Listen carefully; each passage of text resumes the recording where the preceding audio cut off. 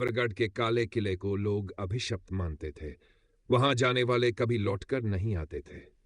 कहा जाता था कि वहां एक डायन रहती है जो प्रेमियों को अलग कर देती है। लेकिन यह डर किसी अज्ञात ताकत का नहीं, बल्कि एक अधूरी प्रेम कहानी का था।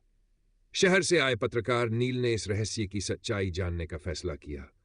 गांव वालों की चेतावनी को नजरअंदाज करते हुए वह रात के अंधेरे में किले के अंदर पहुंचा। अंदर घुसते ही ठंडी हवा चलने लगी। अचानक उसे किसी के सिसकने की आवाज सुनाई दी।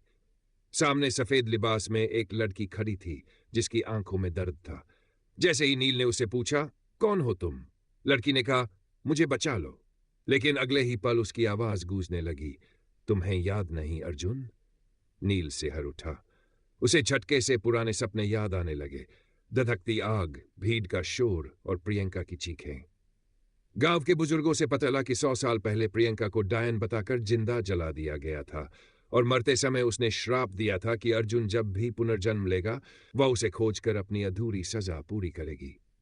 नील अब समझ चुका था कि वह अर्जुन का पुनर्जन्म है।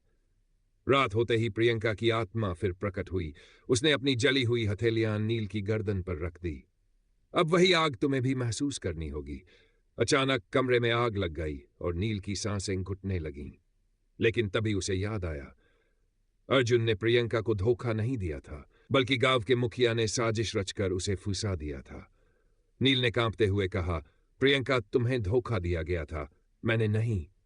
प्रियंका की आंखों में शंका उभरी और अगले ही पल वह दर्द से कराह उठी। धुएं में बदलते हुए वह बोली, मैं इतने सालों तक गलत इंसान से बदला लेती रही और फिर गायब हो गई। नील ने राहत की सांस ली, लेकिन जब उसने आईने में देखा तो उसकी अपनी परछाई गायब थी। प्रियंका मुक्त हुई थी, लेकिन शायद अब नील खुद उस श्राप का हिस्सा बन चुका था।